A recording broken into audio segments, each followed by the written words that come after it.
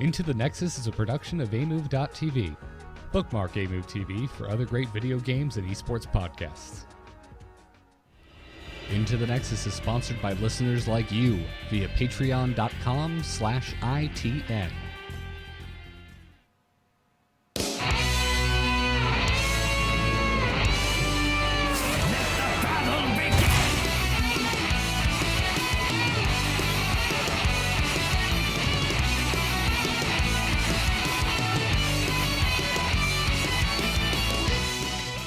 Welcome back, everyone. This is Into the Nexus, the podcast all about Heroes of the Storm. I'm Garrett Weinzerl, and I am joined, as I always am, by Mr. Kyle Ferguson. Welcome back, dude. It's good to be back. This week was very interesting for me, Garrett. The climb continues. Made it back to Diamond 2 over the weekend. Fought my first Grand Masters. And now have fallen back down to Diamond 3. Sounds like ladder.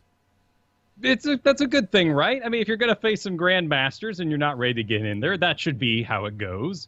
It's time to get better. It's time to get, more trained up, really focus on those three, which I don't really have a third right now. It's just Tychus and Leoric, basically. I mean, Diablo comes and goes, Johanna here and there. I do all the tanking biz, but I've been so big about Tychus this entire week.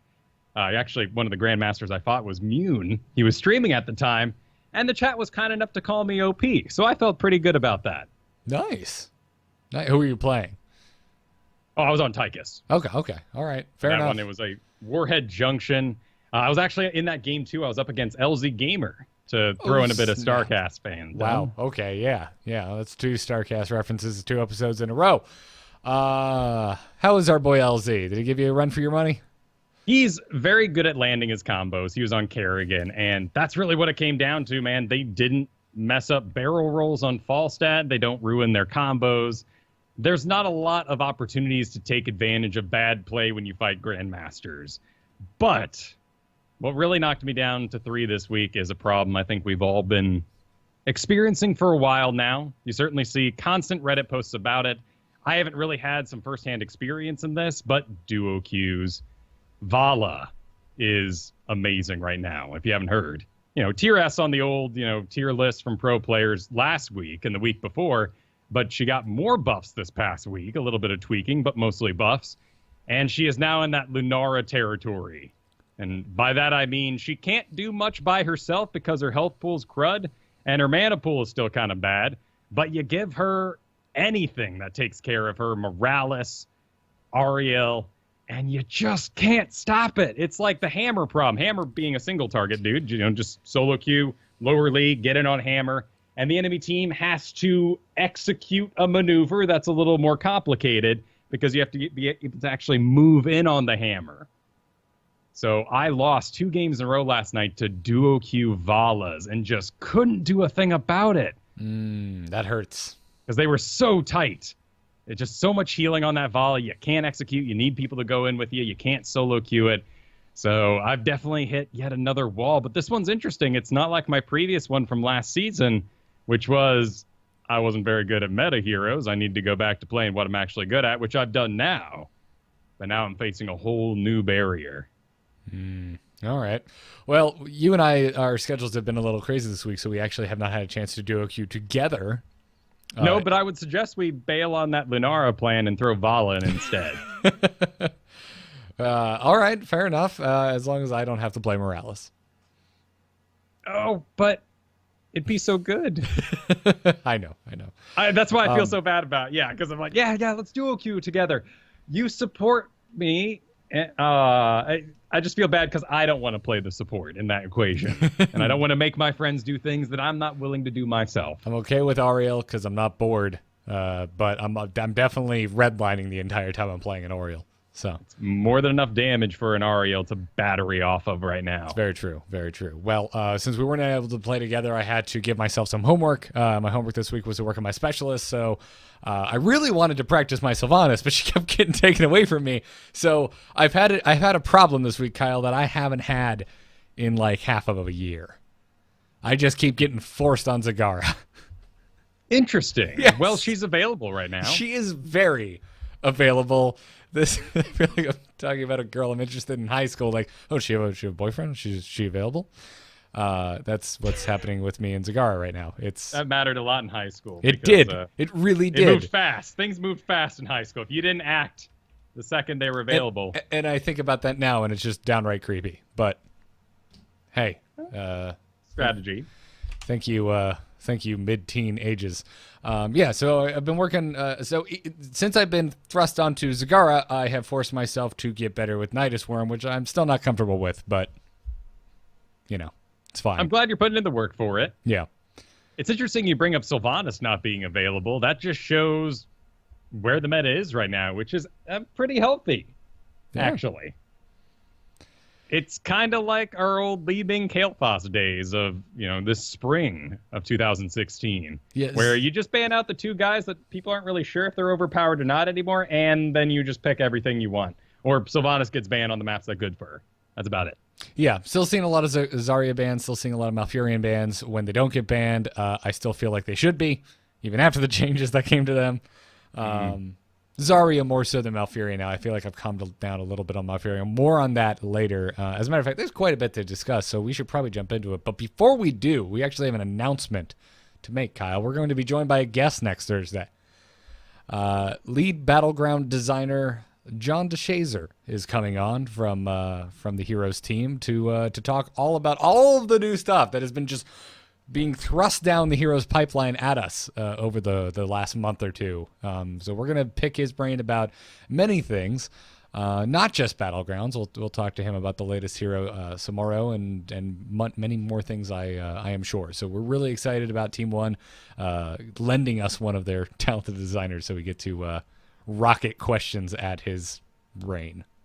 Well, yeah, and if you guys got questions out there, shoot them on over. Of course, we're going to be avoiding the obvious hang-ups that comes with interviewing a dev before BlizzCon. There's a lot they're probably holding back, so it'll be a bit more focused on the past and why things turned out the way it did. Yeah, let's put it this way. If you want to ask, what are you going to announce at BlizzCon? We're not going to ask that. Because we're not going to get an answer. It's not going to happen. So we're looking forward to that. Make sure you tune in next week. But until then, we have a lot of Heroes news to discuss, and let's dive right in. We're on, boys! Ha-ha! Let's liven up this place! The moment is upon us. Yes, I'd mana tap that. So we had two big things happen in the Heroes sphere this week. Kyle, we got the PTR, which we will talk about in a moment, but we also got a balance update that is just live. It's just in the game right now. I had to remind myself of that fact because it came so quickly after the PTR jump. I thought it was part of the PTR. Wow, no way. You got confused when the PTR go ups on Monday with a new hero and a new mode, but then a balance update comes out that Wednesday. All of this in the month before BlizzCon, no less. Yeah. Little wacky. Heroes is not slowing down, man. Every other Blizzard game has slowed down. Blizzard has not. They're going to have to ease us out of this. Yeah. They're going to have to take our hand off the clutch and just go, it's okay. Well, ease down. I watched Aliens again this week. So your hand doesn't go on the clutch. Your hand goes on the gear. Well, what's the thing? The clutch that you're down by your feet? That's your left foot. It's going to be Well, what if you have no legs? Well, then you'd have it all in your hands. But I guess so, Kyle. I guess so. Sorry. Anyway, I did also watch Aliens this week. That's really funny. I don't know why. There's something. I guess it's just that annual time to watch one of the best sci-fi movies ever. But we did get a balance update. We'll talk about some of the heroes, but let's first start with the battleground that received a change. Warhead Junction. The inner damage on the nuke. So the damage bonus on the inner radius, that was reduced. The damage bonus was reduced from 100% bonus to a 50% bonus. And I thought something was fishy before I even read the notes. I landed a nuke and just was confused. A little let down, perhaps? Yeah. It is not very often that I play a Blizzard game after an update has gone live before reading the update. This was one of those weeks, and I had a head scratcher when I landed that nuke. I'm like, wait a second, I totally nailed that. That was dead center. And then go and look at the notes and like, oh, well, there you go. I do like this change, though, because it means you can be a little more creative with how you sort of space it out rather than religiously pressing your body up against that wall and aiming for the fort. Yes. Yes, that's very dangerous. Extremely dangerous, especially since lately I've been playing a lot of Zarya on Warhead Junction, and if I'm that far forward, chances are I'm off creep. Probably dead. Yeah, probably so. Also, the time at which nukes upgrade their damage has changed from 14 to 18 minutes. So, yeah, basically the dev said that this is a temporary solution to try and prevent nuke core rushes at the 14-minute mark. They said in a coming patch that they will be making further changes that makes nukes gradually scale over time so that they mirror the core's scaling over time, which makes a lot of sense. I can see how this is a Band-Aid. So if you haven't noticed already, expect your Warhead Junction games to go a little bit longer. Which is perfectly fine. If you caught the sort of show matches they did to show off Warhead Junction, 5 of the 5 ended at the 14-minute mark because of this very exploit. You grab the nukes, you hold on to them at 14, you charge the core. What a fantastic example of the difference between a pro game and, pickup games, because even before this change was made, good God, the games for me on Warhead Junction were taking forever. They are a bit long. It's a big map. And I do like that it'll now go a little bit longer. It does have a little bit of that pre-change Cursed Hollow beta problem. And I'm talking like the one you had in like the 5-minute mark, but this is the 14-minute mark on Warhead Junction, where you sort of lose the fight. You win the fight and you push the core, but you lost that fight and then you automatically lose because now they push your core and win it. So it's a bit wacky. And we all still don't know what's even good to draft there.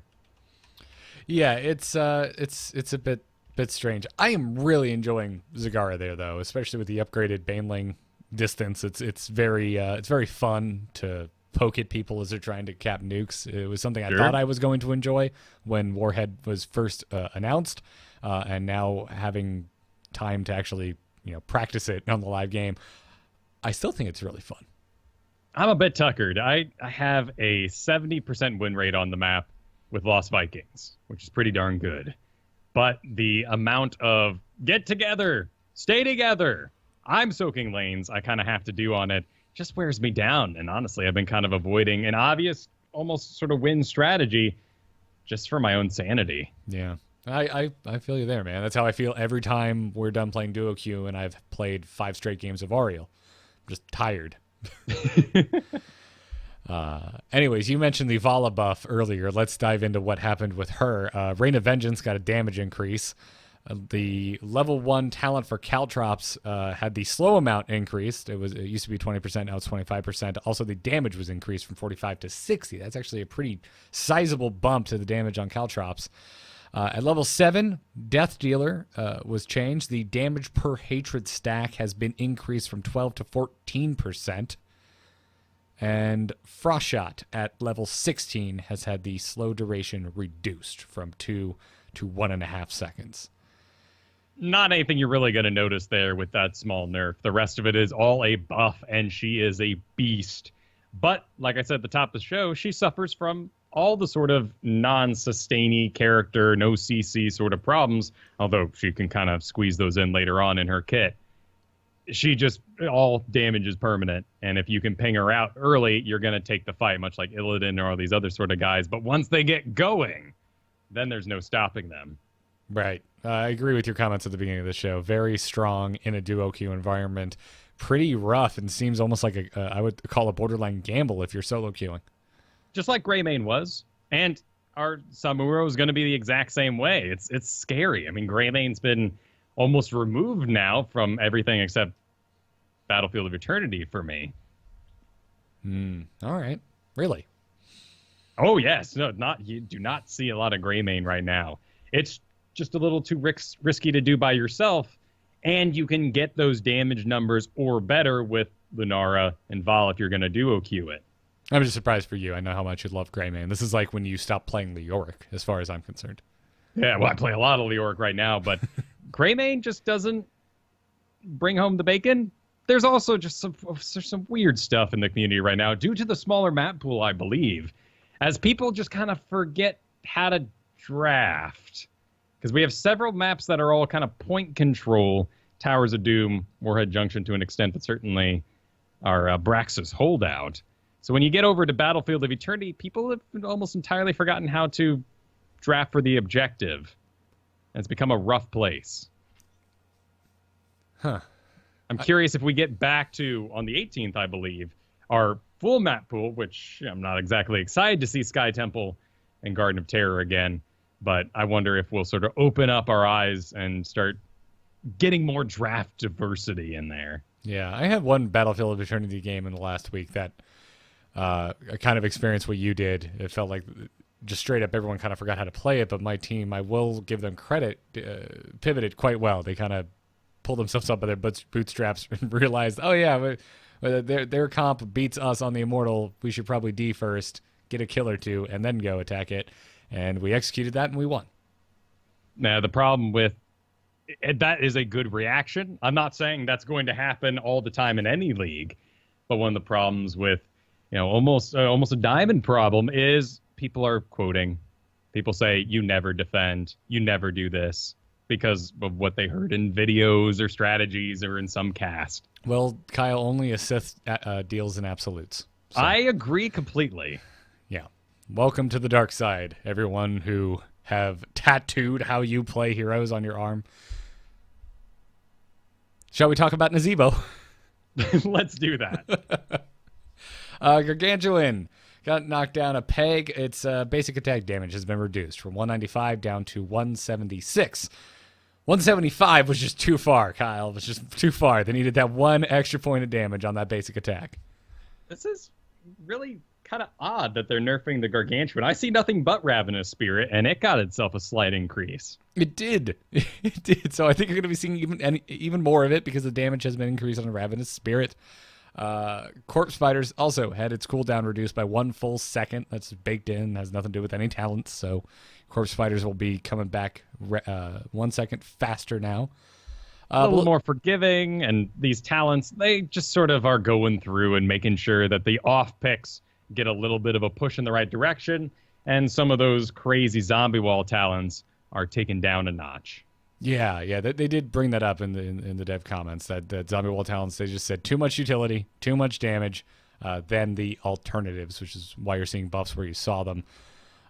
They also revealed some about Nazeebo's win rate. They said that with these changes, they expected his win rate to stay the same, and they said which is right in the middle, and reiterated that their goal was to increase the number of effective talent options for different play styles, yada, yada, yada. Same thing we hear time and time again, and I would argue I think has been the right call. But look at this philosophy. This is what we all wanted. We all want nerfs, or we all want buffs over nerfs. Nobody wants to get nerfed. No one wants their kit changed, first of all, to lose their personality. So I think they're going about it right. To me, Nazeebo is an anti-spellcaster because of superstition. I'm probably a little too excited about that talent, but I've taken Nazeebo in against a Chromie and felt the power. Okay. You sticking with it? You tested it enough? You happy with it? I'm not drafting him right now in Hero League. And usually the Chromies aren't drafted early in the first place. Then we normally don't have room for a Nazeebo because we usually got our specialists early, and I'm not going to early pick Nazeebo. So he's in a weird place, but I think for esports, I think for BlizzCon, Nazeebo could definitely see some shows there. Yeah. I'm excited for BlizzCon. It is really close. The more I think about it, yes. I start getting travel anxiety, but I'm so ready for it. Malfurion got dinged a little bit. I mean a ding. I mean like a faint breeze blew a cart into the side of your car, and you're just kind of like, oh, it's not that bad. I'm not going to take it to the body shop for that. That's what happened to Malfurion, as far as I'm concerned. Regrowth had its mana cost increased by 5, so it went up from 35 to 40. So you're going to be spamming that slightly less. Entangling Roots is what got changed around the most, aside from a talent, Rampant Growth, just completely being removed. Entangling Roots now has an increased cooldown and went from 10 to 14 seconds, so you'll be seeing those roots come out less, or not as often.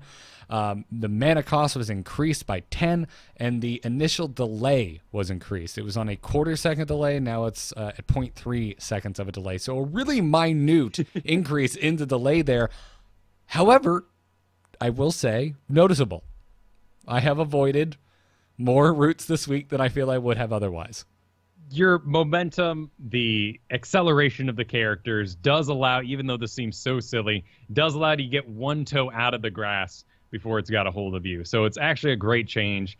From 10 to 14 seconds cooldown does push it into sort of Blizzard territory, so you see a lot less in total grasses. Whereas, everyone would roll out the lawn for anything. You had 10 seconds, you just use it whenever there's a choke point available. Now at 14, it's a little more planned around.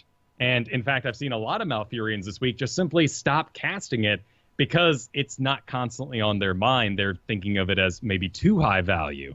So if you're playing Malfurion this week, if you actually get a hold of him, just keep him rolling. Keep him rolling. But things are going to be more expensive. I think the regrowth mana change puts me even firmer into Twilight Dream because I need that bonus passive mana regeneration. I really like Twilight Dream. Oh, it's great. Particularly if you have a team that can bush with you and you just keep Malfurion right there in front, walk out, destroy a spellcaster. Oh, yeah. Are you going to be playing, really the only question that's important for me, Kyle, is are you going to be playing more Malfurion in the after show games tonight so we can go on another 2-game win streak? Well, we'll see. Maybe we'll get 10 Malfurions. Maybe we will. That's right. We're playing on the PTR tonight. It's unlikely, but could happen. Could happen.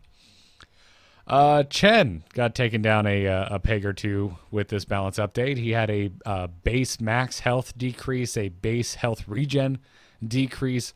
The base spirit health on Storm, Earth, and Fire was also reduced as a result of his maximum health decrease. And then we had changes to his talents as well. Refreshing Elixir had the base healing effect increased, so huzzah there. Pressure Point at level 13 had the baseline slow amount reduced and the bonus slow amount also reduced. And then finally at level 20, Elemental Conduit, the base spirit health was reduced as well. So a lot of things brought in line with this maximum health change, the outlier being Refreshing Elixir. Yeah, and that Pressure Points nerf is actually a pretty big deal, particularly as we're dealing with that if statement now. If they have an effect on them, you can increase the slow. So, as it was called on Reddit today, Fat Illidan is not as good as he once was. Fat Illidan. Oh, man. Also, all internet points to Muffin Pickle in the chat room who said this is an unfortunate change. I get it. Yeah, well, he's just pandaing to the audience. Oh, just yeah. We'll Kyle, stop it right now. On it. Honestly, these changes are really a surprise to me. But he's staying still a lot. I'm playing Leoric, so ignore my opinion that Chen did not need a nerf. ETC. If Chen got nerfed as a tank, ETC I would argue got a bit of a buff. Guitar Hero. They increased the heal amount on that from 30 to 35% of auto attack damage dealt. Pinball Wizard level 7 had an increase in bonus damage. It was 150. It is now 200%. Echo Pedal, the pulse damage was reduced. And on Mic Check at level 13, they increased the cooldown reduction of Face Melt from 5 to 6 seconds. Good buff. I see ETC ban in at least 50-60% of my games. Yes. He's still very strong. Nobody wants to deal. No. I should send you the replay from my really long quick match game today with the saltiest ETC on a winning team I've ever seen. No way. Oh, Are yeah. you saying someone who has a set it and hope everyone else does it ability gets salty?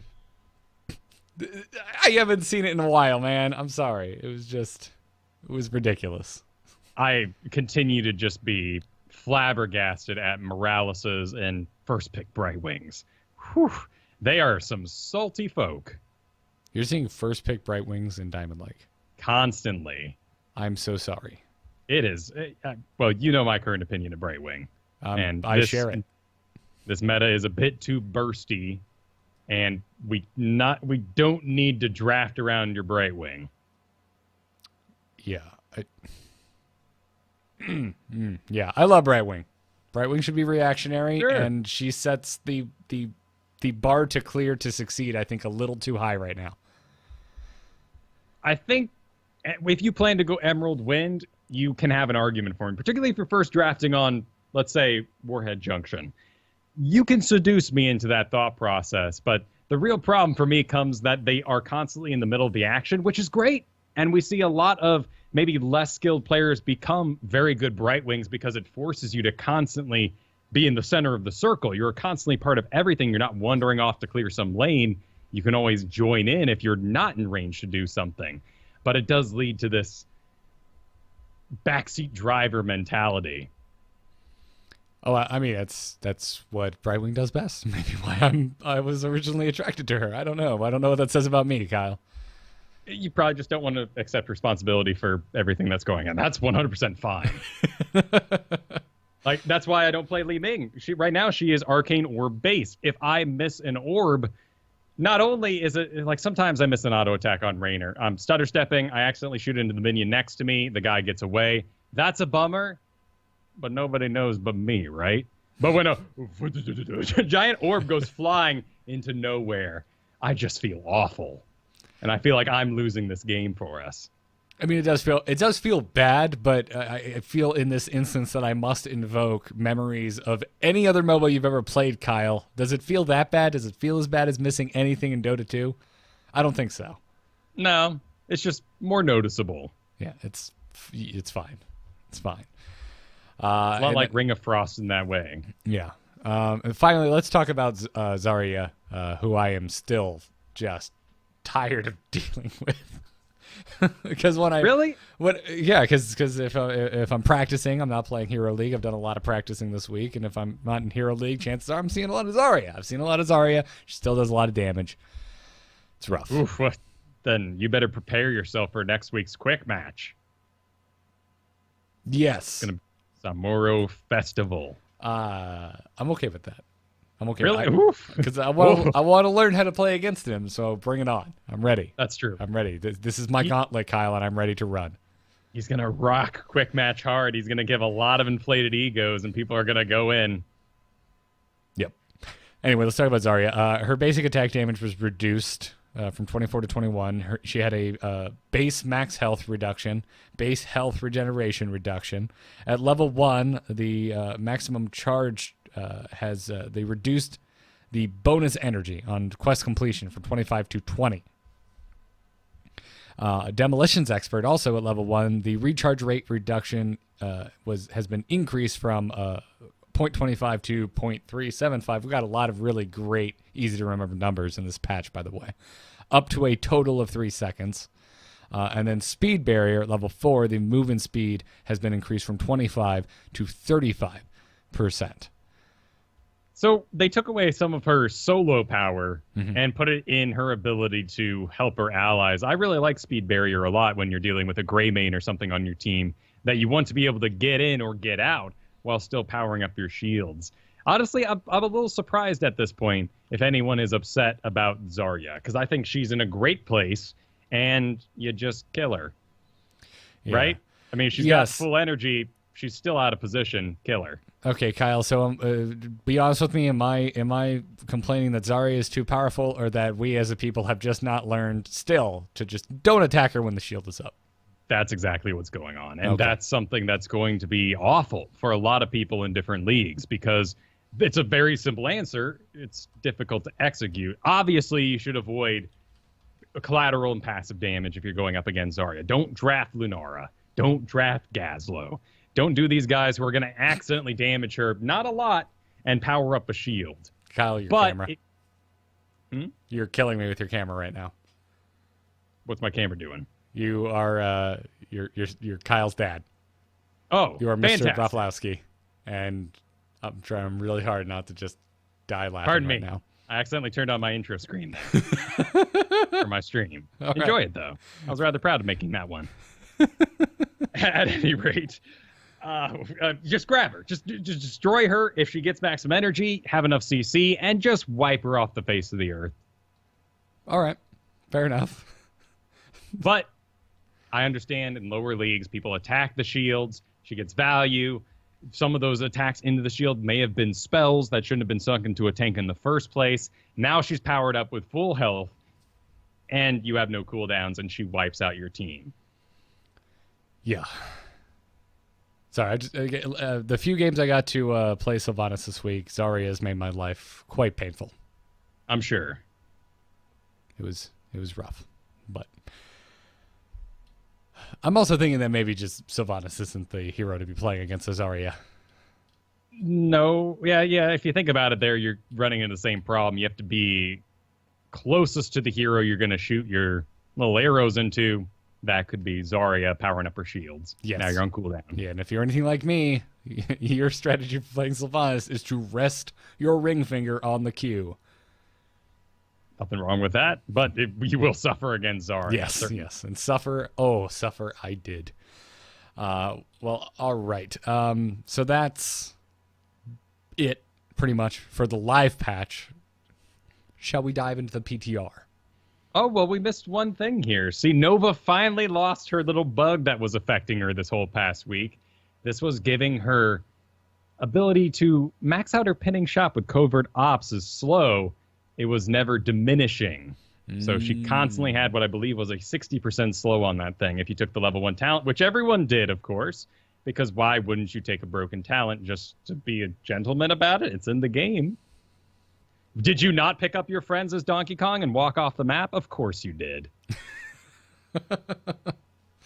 No, I just grabbed the ledge as you were trying to grab it to come back, so you couldn't.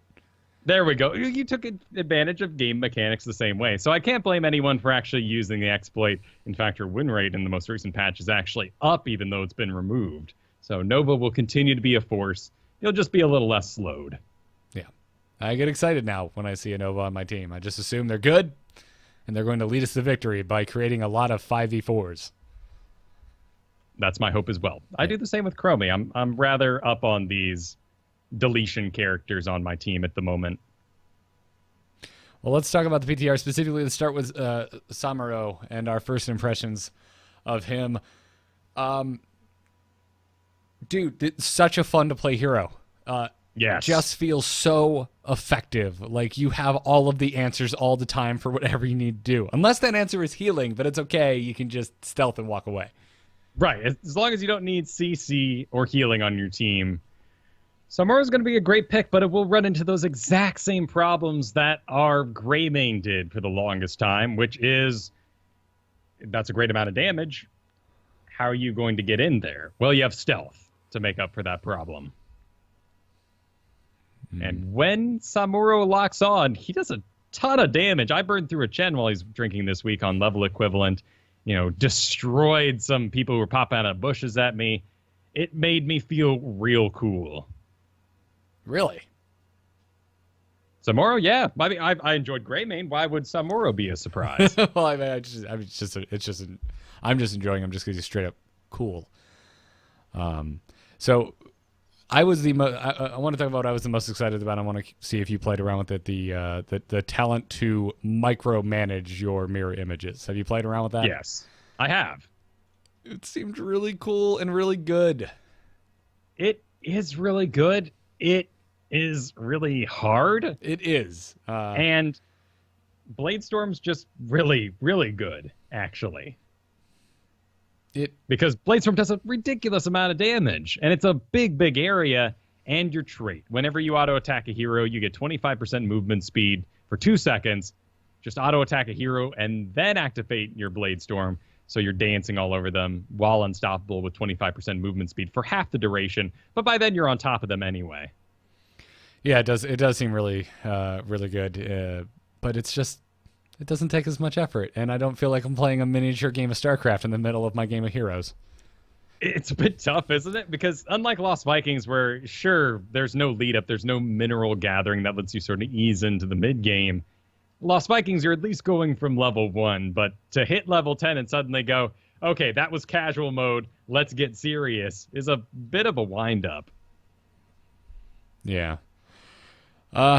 So you've already said that you think this is, he's going to be out in force in quick match and giving people a lot of inflated egos. What cautionary tales, what warnings would you throw out to anyone who thinks that they're just going to dive right into Hero League with this new hero? Well, first of all, I would say prepare for critiques, because this is you missed lethal hero if you're going to be doing any games with someone who knows how to play Samuro, but also cautionary tale at anyone trying to stream Samuro. He has a lot of subtleties. There is a ton going on in this kit, and it is not apparent. Blizzard always has had a bit of a shortness to their talents, their descriptions, and I think that's really good because it gives this level of easy to learn, tough to master. And when you learn those intricacies of your Hearthstone cards and how they interweave together, that can be very exciting. But it's a really big bummer when you summon a random creature from your deck and it comes out and it's a battle cry and it does nothing, right? Because you didn't understand that interaction. Yes. So Samuro has some crazy subtleties which are not apparent. Mirror Image says, create 2 images that deal 30% of your damage and have 50% of your current health. Images last 16 seconds. There can only be 2 images active at the same time. Cool. Seems simple at first, but guess what? It doesn't tell you how they soak. It doesn't tell you what you can remove with a image split. And you can do a lot. And this is actually a mechanic from Warcraft 3 that they baked into the character. They made sure that this interacted in a similar way to how it is in Warcraft 3 and how those abilities actually evolved into Dota, the original incarnation, and then Dota 2. This dispels most abilities. If you have a living bomb on you, if you have Lunara dots, and you hit your images, you are going to completely dispel that damage. Really? As you split into 3. Bomb doesn't detonate. Bomb just disappears. Wow. But there's some other oddities. Like, the Tracer Bomb sticks around. So if you have a Tracer Bomb on you, and you split, it'll be on the real you and deal that damage. So you'll have to be careful in that environment. Just like Johanna, if you get a Bone Prison on you, and you pop your shield too early, and the duration goes off before the Bone Prison goes off, you're still stuck in the Bone Prison. So if Bone Prison pops, wait for it to pop, and then split the images. You will break the root. You will break Thrall roots. You will break Entangling roots from Malfurion. Anything that isn't a straight stun, you can break with your images. All right. So don't image at bad times. You're going to actually need that to maybe get yourself out. That's interesting. This is also another level of scary. Go for it. I was going to say that it's not that sounds scarier than I think it is, because if you haven't played Samuro, 16 seconds, like, that sounds short for the mirror images. They last forever. They like I found myself in many situations when trying them out where I still had images up when I wanted to pop images a second time. And there's talents to help you out with that. I love the level 13 Mirrored Steel. That lets your auto attacks against heroes reduce the cooldown of your illusions, so you can get more of them. But you can never have more than 2. So if a talent in here ever gives you another illusion, such as the ones that, give you an illusion that was doing what you previously were, that's also a Kawarimi. Kawarimi is also a level 13 talent, which is really cool. But that's a very good point that you bring up. You do not get a third if you already have 2 in existence. Right, and you do not get 4 if you reduce the cooldown enough and your other illusions are still alive. Exactly. And the other thing that was important, because I forgot about this, even though it says you cannot have more than 2 at a time, I thought that there was just going to be this build where you make multiple mirror images and then you take the talent where your critical strike does more damage based on how many mirror images you have out. Yeah, my favorite of that tier. Yeah, that doesn't work. I mean, it's still a good talent, but you're never going to have more than 2 up. So just make sure you're landing those crits with 2 out. But they also do damage, which is a big split from how he was in Warcraft 3. If you had illusions all over your base in the early game and you were fighting an orc player, you could at least go, okay, relax. Where is the damage actually being dealt? Because all illusions in Warcraft 3 did 0 damage.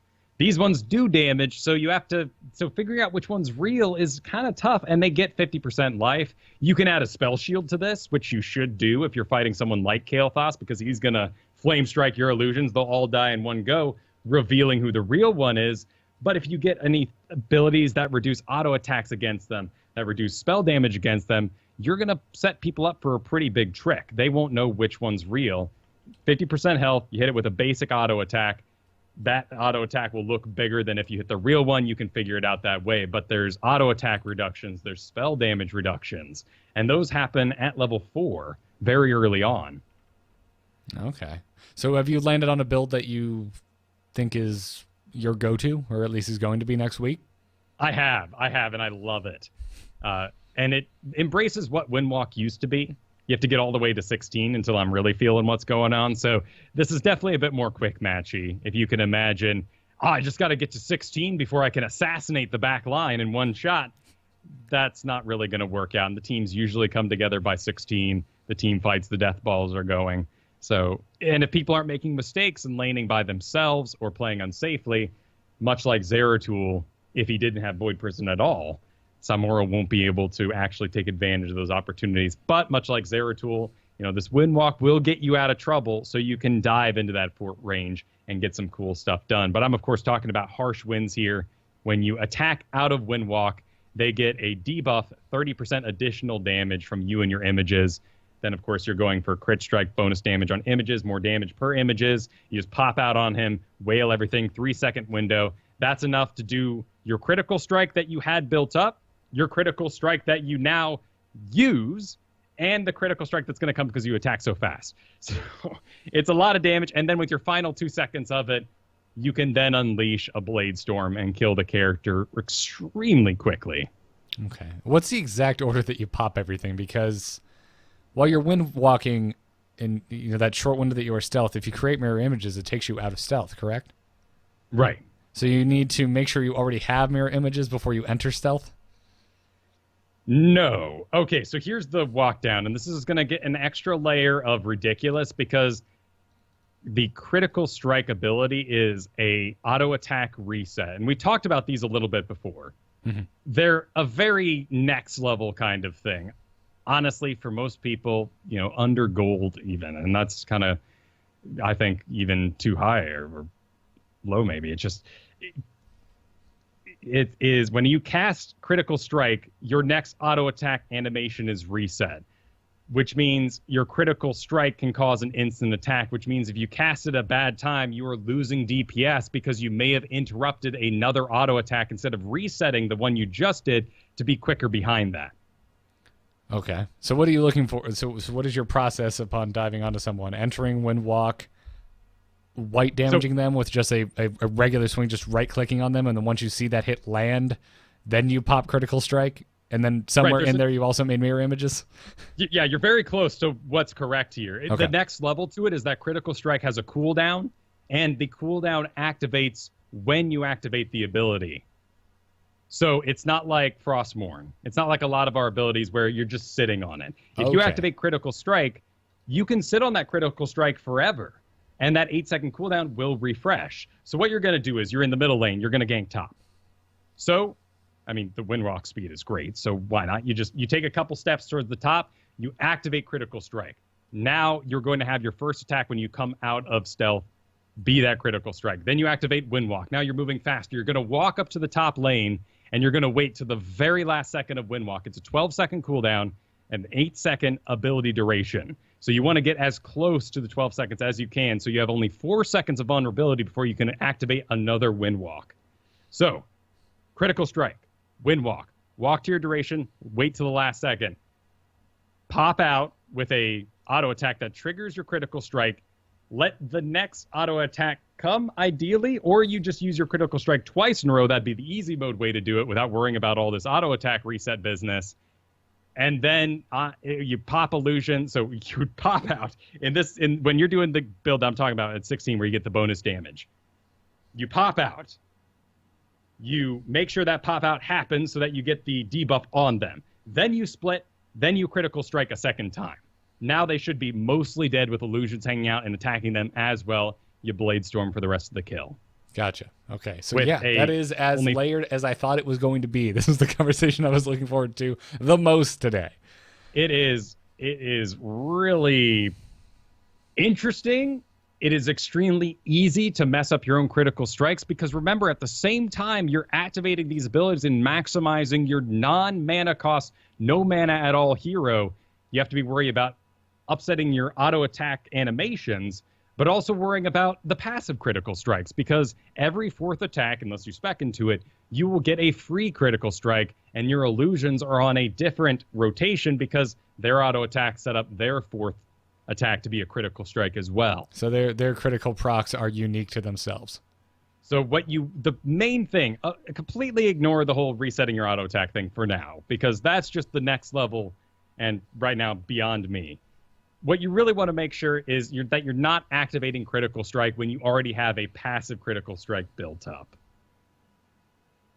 Gotcha. That seems like the highest of the skill bar, is keeping mental note of where you are on that.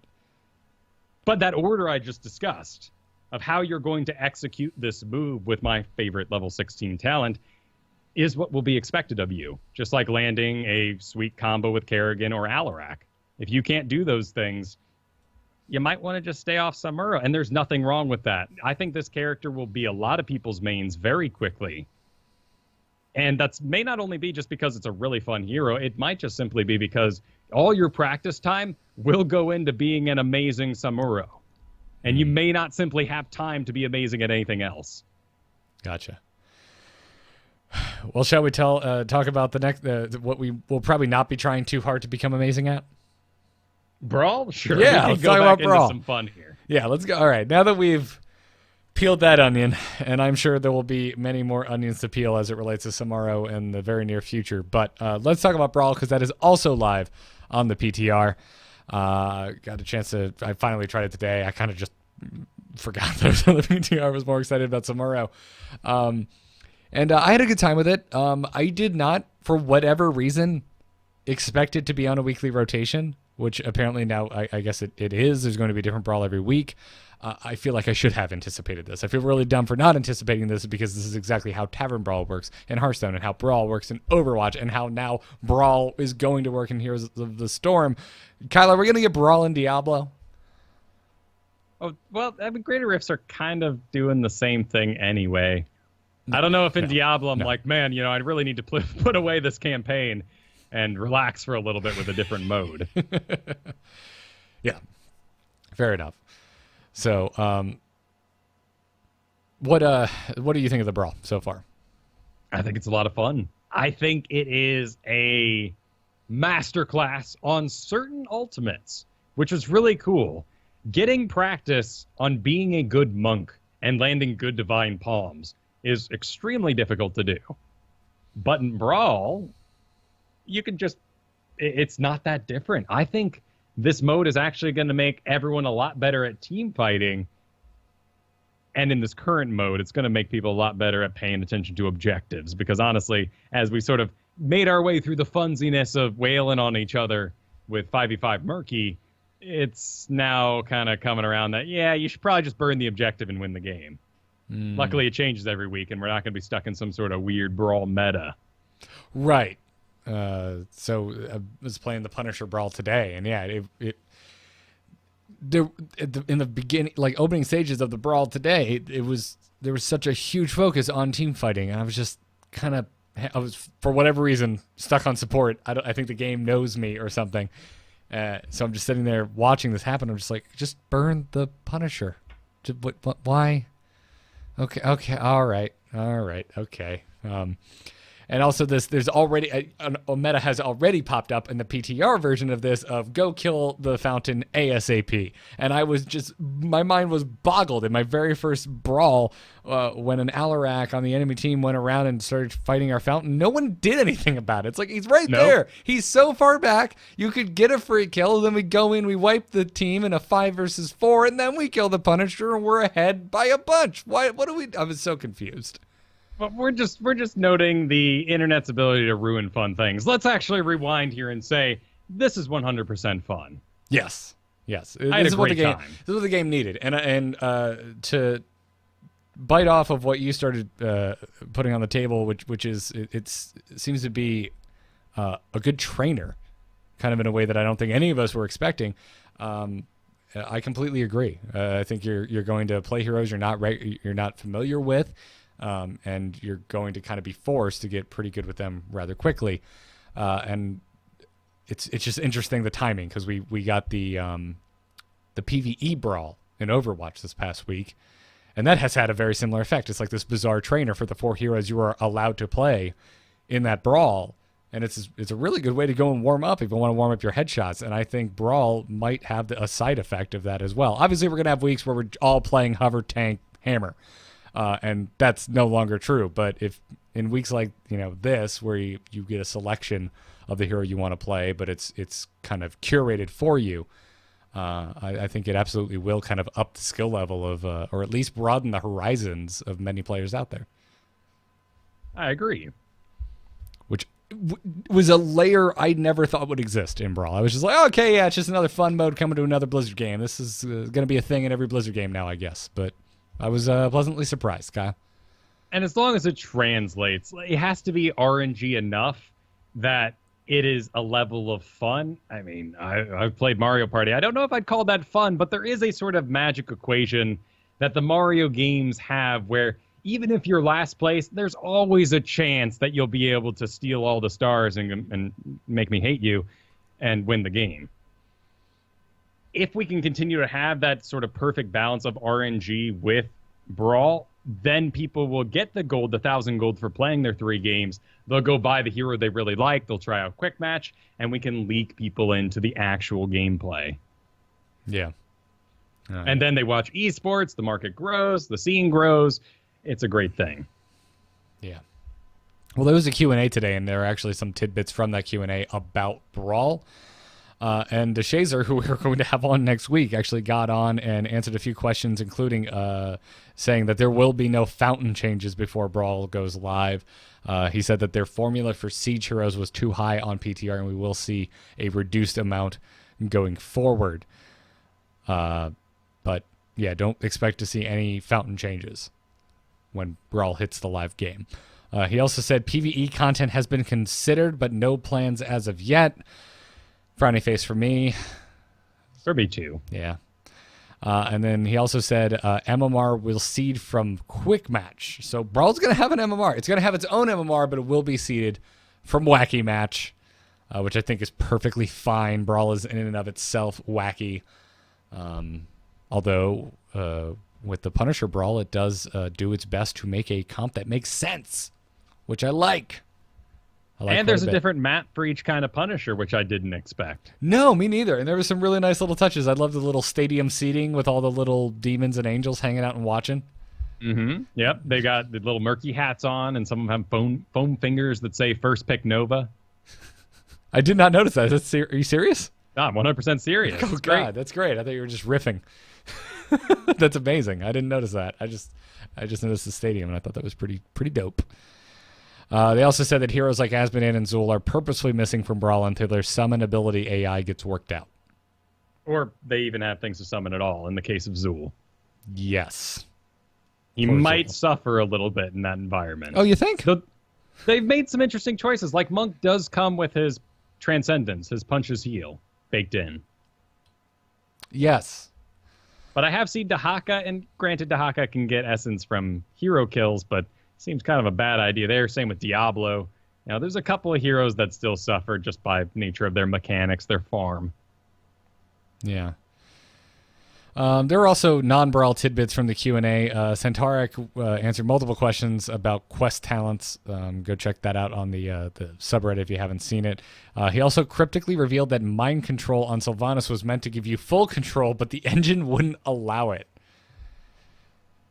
Frightening. Would have been so cool if you got full control. Yeah, I honestly think it'd be a pretty awesome thing, but what always frightens me the most is someone blowing my cooldowns. That's the worst part. Well, that would be the whole point, right? If you had full control, the first thing you do is just hit that R button. It doesn't matter if you hit anything, at least they don't have it anymore. Yeah, just send your ghost off into nowhere. Yeah, just cuz.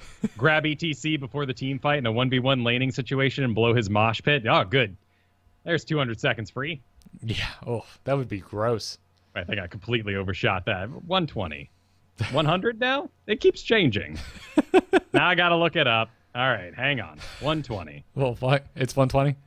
It's 120. Okay. It's like, that sounds a little high. And then finally, Artanis is able to use Phase Prism while blade dashing on the PTR. This will not go live. It will be tested until after BlizzCon. Kyle, I noticed you're shaking with excitement. It's pretty awesome, man. It's how I always wanted it to work.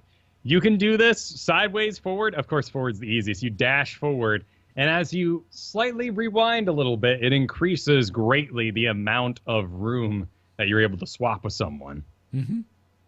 And of course, you could be totally clutch and shoot it off to the side, do all sorts of weird things like that. It's a great way to reposition yourself. If they add this, Artanis will have a huge jump in his skill cap and what he's able to do. Yeah. This would make me way more interested in adding Artanis to my stable. So I hope they figure this out, and I hope this goes in, because that sounds awesome. Also sounds terrifying, if I have to be honest. Yes. I'm not looking forward to going against Artanis, who will be able to do this. But anything that gets me interested in playing a hero I typically do not play is a net positive in my book. The worst part about it would be that dash goes through terrain. So there could be an Artanis come flying through a bush at you, and then boop, you're on the other perfectly side of timed that. to put you on the other side of that bush. Oh my god, that would be so disgusting. So gross, Kyle. Well, as we mentioned at the top of the show, BlizzCon is approaching at a rapid pace and is about to smash into our faces with tons of Blizzard goodness and some ban that still has not been announced. Who do you think the ban is this year? Who could it possibly be? I like that they just pick bands they are into. So it could be someone old again. That's always my guess. I'm just waiting for the year it's like Iron Maiden or something, because you know that they're trying. You know, every year they probably try to get Iron Maiden or AC/DC or something, and it just never comes through. And one of these years, they're going to wear one of these bands down, and we're going to end up with one of the best metal shows ever at a BlizzCon. I mean, they already got Ozzy Osbourne, for crying out loud. I always skip it to play more games. Well, I mean, I skipped last year because everyone knows my opinion of Linkin Park. But, yeah, I don't know. My favorite year, I think, still was Tenacious D. That was a fantastic show. And that was their venue. They were with their people. Yes, they were. I had a very good time at that. Anyways, the BlizzCon schedule has been released, so you can go to BlizzCon.com right now if you want to see everything. But as far as Heroes is concerned, Heroes Esports just going all the time, basically. But as far as panels, at day one, there will be 2 Heroes panels. There will be a Heroes Deep Dive, which is, I believe, the name for the Heroes panel every year at this point. It's just kind of their catch-all, where they're going to talk about all the new stuff that will probably be unveiled during the opening ceremony. And then there will also be a Heroes State of the Game panel, which is usually a look back, also with some talk of what they're hoping for the future, and usually some Q&A. And very esports based usually. The Heroes Deep Dive will be the greater reveal of those heroes that get revealed. Yeah, Deep Dive, very focused on the game. State of the Game, pretty focused on the esports. And then day 2, if you're an art nerd like me, there will be a Heroes art panel on the creative stage. Or if you're a voice acting nerd like me, you should definitely check out the live Nexus Heroes Comedy Hour. It's happening in the middle of the actual esports, though. But they get all the voice actors together and make them read scripts from Shakespeare, do SpongeBob lines. It's fantastic. That's also really good. The voice acting panel, all of them, just fantastic. But be prepared, watchers, because on the first night, on that Friday, we will be the last ones out of the building. It is going to go till, stated to 10 p.m. I'm sure it'll go late. All of these sports typically do. Unless it gets cold. Unless there's some weird stomps or anything, but it's definitely gotten better. If you recall the first BlizzCon I think we both went to, where they had the GSL finals in the U.S., there were a lot of technical difficulties, and that went mega late. Yeah.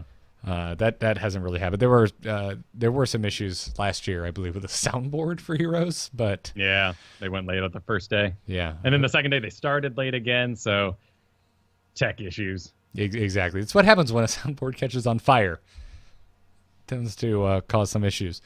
Well, before we take an email or two and wrap this show up, let's thank those of you who are supporting us over at patreon.com/ITN. If you're out there, if you're listening to Into the Nexus, if you like the show and you've been wanting to support us, Patreon's actually the best way to do it. Not invasive. Show will always be free, but if you want to support us, that's a good way to do so. On this episode, we want to thank Dan N., Luke E., Kissy Bears, The Brockness, Ryan H., DJ M., Dan, no last name given, and Derek W. Thank you all so much for the support of the show. We really do appreciate it. Good luck and have fun in all your games this weekend. And not just this weekend. All weekends. And weekdays. Good luck, patrons, is what I'm trying to say. Now, let's take some emails. Darkness stopped calling. Does anyone else hear that buzzing? Hold on. Darkness just texted me. You can write us, or just, I don't know, yell in all caps if that's your thing, at itncast@gmail.com. Our first email today comes to us from Seleucius, a.k.a. Bram, who writes, Dear Kyle and Garrett, I just hit Diamond! Congratulations, dude. After struggling and pushing through so many games, I finally hit Diamond again after being placed there back at the start of Season 1. Unlike many others that talk of MMR hell, I noticed I was actually pretty well suited for Platinum. Listening to the advice you two give, plus some McIntyre videos, I almost said McIntyre because I talked to Kyle too much, those things are really good at my skill level. Helped me improve my mechanics, my drafting, and my understanding of the game. Believe me, I've had the evenings where I kept queuing up, getting frustrated and angry after sometimes in-game. I'm quite surprised I didn't get silenced after this weekend, which was a tough run. The biggest problem I have so far is with the newest map, Warhead Junction. I'm unsure of how to draft, unsure of how to play. Any advice? Kyle, you said at the top of the show that you were unsure how to draft in Warhead Junction. We're all figuring it out, but there's a couple of things that I have gleamed out of it. And originally, when the map first came off, I was suggesting people stay away a little bit from the global heroes. It was such an obvious carrot to chase. But what actually ended up happening was that Falstad, that Dahaka, that Brightwing would fly across the map to join some fight and then be on cooldown and have to walk a very, very long way back to soak their lane once again. People have gotten better at soaking. And don't think of it as an opportunity to be somewhere quicker. Use your global ability to make someone make mistakes. So Falstad is a perfect example because he's aggressive. It's easier to think of it in that way. There's a nuke in the top and there's a nuke in the bottom. Don't think so much that you have to join that fight in the bottom right now. What you should do is go to the top, poke it out, see if you can win it. And the second you get any sort of response, make it their problem. Someone else comes to aid that Gazelle you've been poking. Fly down, win the fight with your team then. So it's really about making decisions. And this happened to me this past week. I was in the top. I was tanked. Dahaka was in the lane opposite me. And he poked me out for a very long time. Forced me to think I was in the right place in the top. As soon as I started channeling, sure, I got the nuke. He burrowed down bottom, won the team fight. They got those two nukes. We lost that game ultimately. So anything you can do, and any character you understand well enough to just survive to the last minute, that's really important. Make sure you play a character you absolutely understand, because if you get caught out or if you're low health, you will have an extremely long walk to safety. So you should know exactly how many hits on your character you can withstand. That's a really good point. There's plenty of opportunities to juke and to jive and to try and be cute and escape, but more and more, you talk about a lot on this show, just taking damage you don't need to be taking is so important right now. And it can completely turn off a whole objective. You may have picked a bad time to fight. These timers, they can go to 4 minutes or so. It's hard to keep track of them. Cursed Hollow, 2 minutes, minute 30. It's really easy to keep in your head that you shouldn't get up to anything crazy. But after about 3 minutes, you're going, is there even an objective? Let's pick a team fight. And keeping track of those is going to be really difficult. I suggest even you're doing what I'm doing, which is write it down. It's a brand new map. Grab your sticky notes, put the timers on the side of the screen, put out what you think the averages would be. It usually takes about 30 seconds for that first warhead rotation to be done. So mark yourself down to the next spot of that time duration on the objective. And anything you can do to make people make mistakes, they're going to be sitting ducks if they mess up.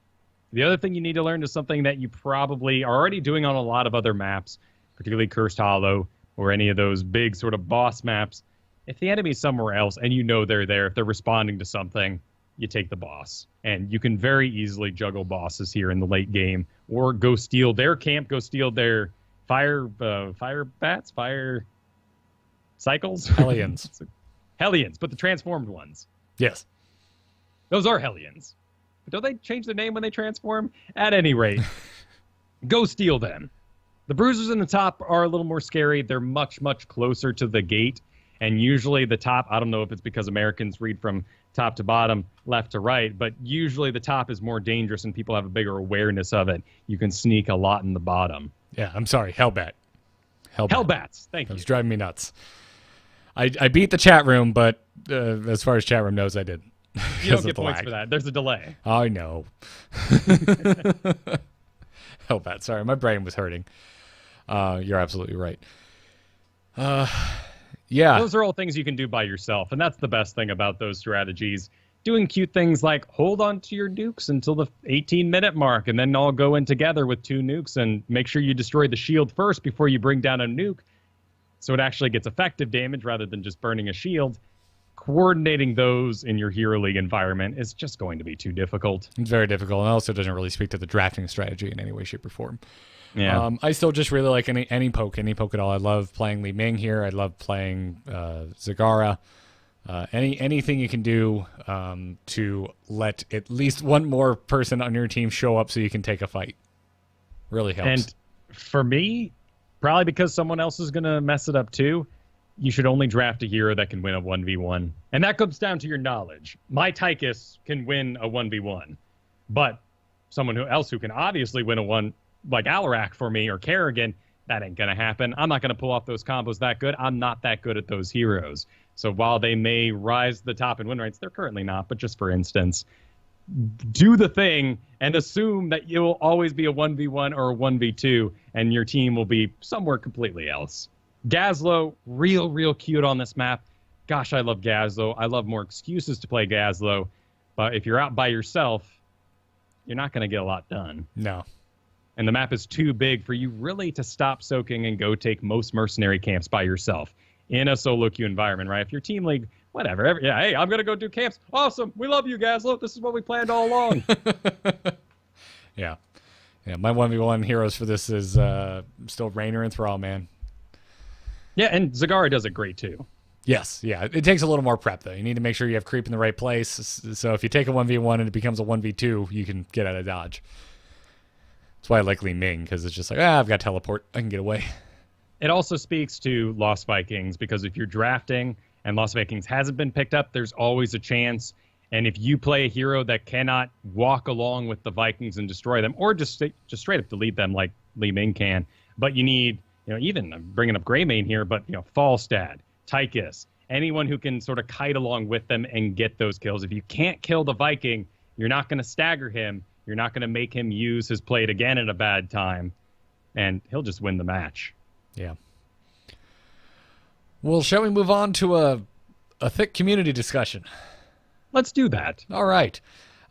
We had a listener, Andrew, write in, and he wants to know our opinion about everything that's been going on with Hotslogs. He writes, "Greetings, Kyle and Garrett. I'm hoping you can talk about the issues that Hotslogs has been having with money." This is lengthy. Strap in, folks. A few months ago, Hotslogs announced that a massive number of its users were visiting the site with adblock enabled, and as a result, the site cost more to maintain than its ad revenues brought it. So the site demanded users whitelist it to use it. A day or two later, an option to pay $10, the price of a single hero, to turn off all ads for a year was added. The community's vitriol on this request was, to me, this is the writer, quite shocking. There were demands for things like Barrett opening up his books to prove to them that any money Hotslogs brings in was being spent only on site maintenance and features, and not a single dime was going to him personally. People cited that Hotslogs ads could theoretically give them malware and or be disruptive by playing sound. Barrett repeatedly addressed these concerns, switching ad providers at least once. I'm writing you this today because a Redditor has alleged that Hotslogs ads are supplying malware once again. I have been very disappointed in the entitlement our community has shown. It seems like HOTS players are balking at the idea of giving any form of compensation to Hotslogs, whether that's in the form of declining to actively block its only revenue stream or it's compensating it directly.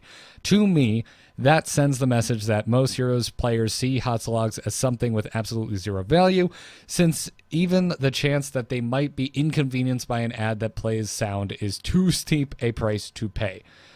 Beyond that, demands that none of their money actually enrich the life of someone who has created what seems to be unanimously agreed upon as the best tool available for this game strikes me again as very entitled. I'm particularly interested in Garrett's opinion on this, as it's been my experience that his various podcasts are a cut above those done by amateurs. Oh, thank you.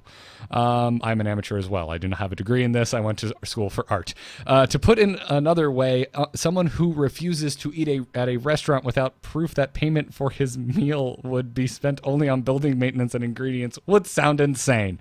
Thanks again. Keep up the good work. I don't listen to any other hero shows, and that's because you guys nail it. It's from Andrew. Yeah, there's a lot to digest there. I'm definitely in Andrew's camp by being flabbergasted that anyone asks, oh, we need to see your books and make sure you're not spending this money on anything other than the website. Do you have any idea how money or a job works, guys? Right, you provide a service. The best I ever heard, honestly, one of the best things that ever happened to me was SpongeBob. And one thing SpongeBob said one time was, you can have whatever time I haven't already sold to Mr. Krabs. And that completely changed my perspective on how jobs work. You are selling your time. Time is money. Yes, it's absolutely. Your life. This is not livelihood. I'm not talking about that, but literally minutes of your life. And they are worth something to you. So you put a dollar value on them, whatever it may be. I think a lot of this comes from being a free-to-play game, though. I don't know about that. I mean, there's different people, and I think to a certain degree, I don't want to put across the inclination that we're painting the entire Heroes community with too broad of a brush, and that we're saying that everyone in this community was demanding this. Everyone in this community refuses to turn off ad block. Everyone in this community refuses to just pay $10 for a year to support what I think is a worthwhile tool. That's not the case. We're talking about a subsection of this community. But there's obviously two sides to this coin.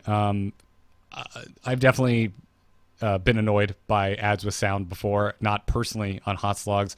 I did go and spend the $10 to directly support Hotslogs to get rid of ads. I would recommend everyone go and do that because $10 a year is nothing. And you get a little star by your name, so you feel kind of special every time you check your log. Like, those are pretty great. The sound ads do randomly play. Mm-hmm. And that's the bad part is you put it on your side screen, you get into the draft, you get into the game, and all of a sudden at a high volume comes some sort of car dealership. Right. And that's not even the worst. I mean, if there is malware, multiple people have claimed that there is. I personally have not received malware from Hotslogs.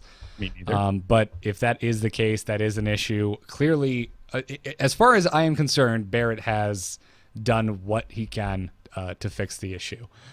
He is in these threads every time they pop up. He's listening to everyone. He is changing ad providers when stuff like this comes up. I mean, so it's twofold, right? I do think that we need to the sense of entitlement needs to be brought down to a certain degree because I think Barrett deserves to make part of his living off of this. I don't think every dollar needs to go into the website. It's perfectly fine if it supplements some of his income. If you work on something outside your main job, you should be compensated. Yes. As far as I am concerned, he is a Heroes of the Storm statistic freelancer, and I am paying him for his services. So that being said, but at the same time, if he continually goes with ad providers that provide malware, he needs to get on that. I'm not pushing back against backlash if a product is bad, and that's definitely what some are alleging here. So if he's getting malware, fix it, and don't be surprised when it becomes the upvoted thread on Reddit. Well, and I mean, most of the sites we go to these days, particularly for video game news, builds, talent calculators, they're conglomerate sites, right? You got Cursed, you got all these different sites that sell their ads in bulk. So when you go to a Cursed website, you're seeing things that belong there. Right. WoW ads. We're partnered with Cursed. Yeah, you've SWOTOR, ads, or anything that is even in the genre of a MOBA belongs on Wowhead. And because it's not one of these big conglomerate sites, you get second mortgage ads on there, and it does feel very jarring. Yes. And that would be my wish, is just, I want him to make money. I want his ads to be relevant to the audience. Yes, that would be Most excellent. So that's just what it comes down to. I don't think that we should push back against anyone wanting to make a living from doing something that they love that is also enjoyed by many, many people. Obviously, we're biased in this regard. We have a Patreon for a podcast. But I don't know. It boggles my mind. I don't think that needs... I don't think there should be any pushback in that regard, but I also think that anyone who puts ads on their site that may or may not lead to malware should be held accountable for that. So, both sides of this coin, get your stuff together. Thank you. Andrew, thank you for writing in. Just give... God... damn it. Just give them $10. Just give them $10. Is $10 really that much? For the love of God, go to McDonald's two fewer times this month. All right, cool. We good? I prefer Taco Bell anyway.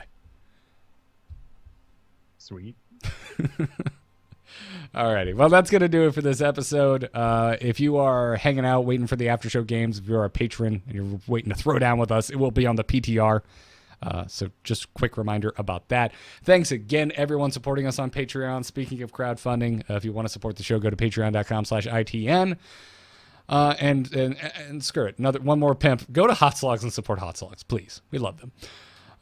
And also, tomorrow night, guys, Kyle and I are going to be casting. We don't get to do this very often. I believe this is the first time this year that we've casted together.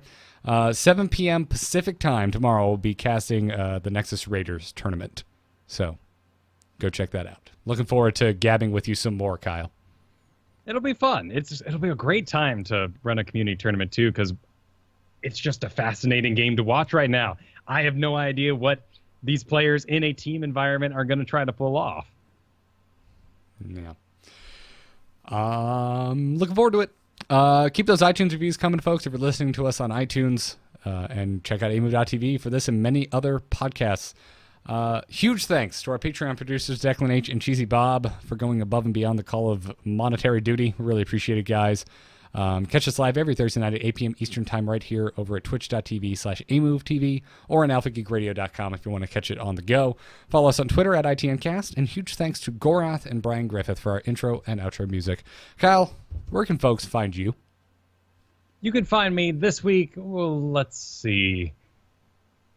You should check out my Brawl video I made over at youtube.com/Kyle Ferguson. I'll pimp that.